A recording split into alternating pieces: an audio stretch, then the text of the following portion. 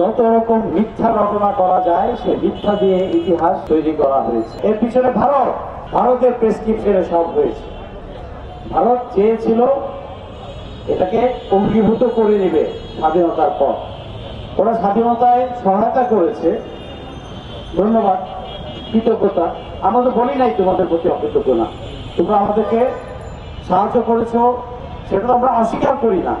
বই পুস্তকেও না, পেপারেও না, মুখে মুখেও না, পল্টনেও না, ঘরে বাইরেও না, কোথাও না। হ্যাঁ, এটা বাস্তব সত্য। ৭১ ওই পারে অনেকেই গিয়ে আশ্রয় নিয়েছে, মুক্তিযোদ্ধারাও গেছে, আর চুক্তিযোদ্ধা খাট যোদ্ধারা ওই পারে আরামায় এসেছিলেন। সত্যি কথা, আপনাদের কাছে একটু ধোঁয়াশা মনে হবে, ওটা একটা সত্য।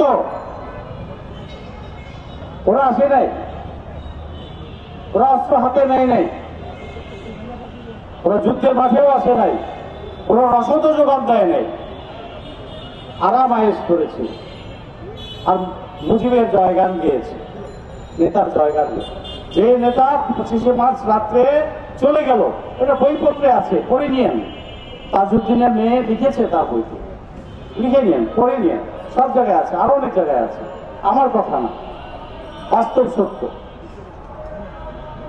আপনি নেতা, এই পল্টনে মিটিং করছেন, মিছিল করছেন, হঠাৎ প্রতিরূপ বা অনুকূল ব্যবস্থা নাই, প্রতিকূল অবস্থা তৈরি হলো, আর আপনি নেতা সবাইকে দৌড় দিয়ে পালাইলেন, কর্মীদেরকে, সংগ্রামীদেরকে মাঠে ফেলে, মৃত্যুর মুখে ফেলে।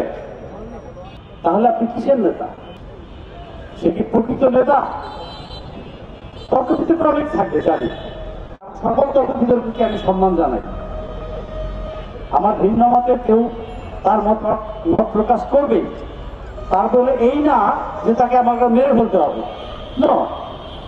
এটা তো সভ্যতা হতে পারে না। আমার এই ছোট বোন আমার সাথে একমত নাও হতে পারে, সমস্যা নাই।